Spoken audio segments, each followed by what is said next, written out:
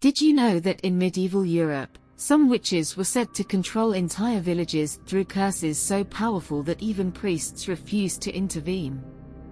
These curses weren't just feared, they were believed to bring catastrophic consequences like plagues, crop failures, and even mysterious deaths that could cripple entire communities. These weren't the storybook witches we've all grown up with, casting harmless spells or stirring pots of bubbling potion. No, the dark witches of history were real, terrifying figures who walked a razor-thin line between myth and reality. Their stories aren't just tales of magic and mischief, they're chronicles of fear, persecution, and chilling power that have shaped human history in ways most people can't imagine. Today, we uncover the terrifying truth about dark witches, their forbidden practices, their alleged alliances with demonic forces, and the brutal lengths humanity went to in an attempt to eradicate them. Part 1. The Origins of Fear. The fear of witches isn't new. Long before the infamous witch hunts of the 15th and 16th centuries, ancient civilizations whispered about shadowy figures who could bend the natural world to their will. In ancient Mesopotamia, the Code of Hammurabi explicitly outlawed sorcery, with punishments so severe they bordered on torture. These laws weren't based on superstition alone, they were meant to address the very real fear that witches could invoke plagues, destroy crops, or even summon death itself. But it wasn't until the rise of Christianity in Europe that the image of the witch as we know it began to take form. The Church needed a figure of ultimate evil, a scapegoat for unexplained misfortunes. Witches became the embodiment of chaos, their supposed powers blamed for famines, disease, and natural disasters. By the 14th century, the Church declared witchcraft to be a heresy punishable by death, and the darkest chapters of witchcraft history were written. Part 2. The Practices of Dark Witches. The stories of dark witches were steeped in mystery and terror. According to historical accounts, these witches didn't just brew potions or cast simple spells. They were accused of conducting black masses, twisted parodies of Christian rituals performed in graveyards or abandoned churches. These ceremonies were said to involve animal sacrifices, unholy chants, and offerings to demons. Perhaps the most horrifying aspect was the practice of creating witches' bottles, jars filled with hair, nails, and blood from their victims. These cursed objects were often discovered buried near the homes of the accused, sometimes during renovations or excavations centuries later. Historical records even detail how these bottles were believed to work, acting as conduits to channel harm toward the victim, and some accounts suggest that breaking or uncovering them could release the curse. These cursed objects were buried near the homes of those they wished to harm, believed to bring illness, misfortune, or even death. Some witches were thought to create familiars, demonic entities disguised as animals like cats, owls, or toads. These creatures were said to spy on their enemies or deliver curses on behalf of their masters. In Salem, one woman accused of witchcraft was reportedly seen whispering to a black dog before her arrest. To the terrified villagers, this wasn't just a pet, it was undeniable proof of her pact with the devil. Part 3. The Malleus Maleficarum. If there's one book that fueled the witch hysteria, it's the Malleus Maleficarum, or The Hammer of Witches. Published in 1487, this chilling manual detailed how to identify, interrogate, and execute witches. Written by Heinrich Kramer, a fanatical inquisitor, the book painted witches as malicious agents of Satan.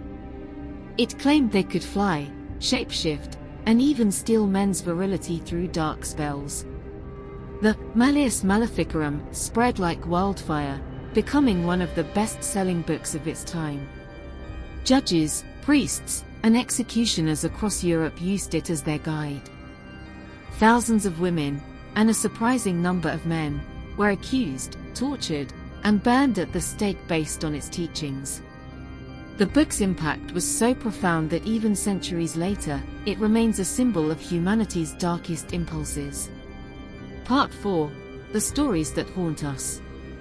One of the most infamous witches of history is Alice Kyteler, a wealthy Irish woman accused of poisoning her husbands and practicing dark magic in the 14th century.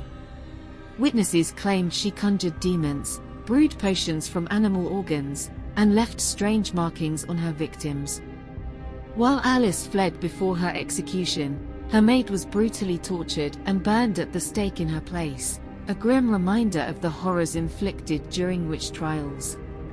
Then there's the tale of La Voisin, a French fortune-teller and accused witch who became embroiled in a scandal known as the Affair of the Poisons in the 17th century.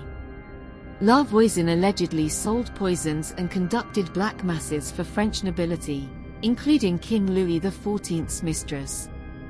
Her eventual execution exposed the dark underbelly of European high society and the lengths people would go to harness forbidden power. But not all witches were caught.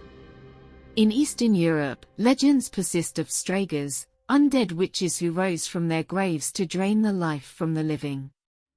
These stories blurred the lines between witchcraft and vampirism, painting a terrifying picture of witches who couldn't even be defeated by death itself. Part 5. The science behind the fear. So, were witches real? Many historians believe that the accusations of witchcraft were often rooted in misunderstandings of science and medicine. Ergot poisoning, caused by a fungus on rye, can induce hallucinations and paranoia, symptoms that might easily be attributed to witchcraft. Likewise, diseases like epilepsy and mental illnesses were poorly understood and frequently linked to demonic possession. But what's truly chilling is how easily fear can be weaponized. One infamous example is the case of the Salem witch trials in 1692. A small village's paranoia spiraled out of control after a group of young girls claimed to be possessed by witches. Their accusations led to the arrest of over 200 people, with 20 executed by hanging. Fear became a tool to settle personal grudges and eliminate rivals, showing how the chaos of mass hysteria can destroy lives and fracture communities. Witch hunts were often less about magic and more about control. Accusations were a tool for settling scores, eliminating rivals, or consolidating power. And once someone was accused, there was no way to prove their innocence. A mole or birthmark could be called a witch's mark, a sign of a pact with Satan. The very methods used to extract confessions, torture, drowning tests, and more, ensured that the accused were doomed from the start. Part 6. The legacy of dark witches. The witch hunts eventually subsided, but their legacy endures. In many ways, the stories of dark witches reflect our deepest fears, of the unknown, of those who are different, of powers beyond our control. They remind us of the dangers of hysteria and the human cost of fear-driven actions. Even today, the image of the dark witch persists in popular culture, from horror movies to folklore. But perhaps the real terror lies not in their supposed powers but in the lengths humanity has gone to silence those it feared. The witch trials are a stark reminder of how quickly societies can turn on their own, and how easily we can lose sight of reason when gripped by fear. So, the next time you hear a story about witches, remember, behind the myths and legends lie real people and real suffering. The terrifying truth about dark witches isn't just their supposed powers or sinister rituals. It's the chilling reflection of our own fears and the darkness we're capable of unleashing in the name of justice. If you found this story as haunting and thought-provoking as I did, make sure to like, subscribe, and share it with someone who loves uncovering history's hidden truths. Until next time, stay curious, and stay wary of the shadows.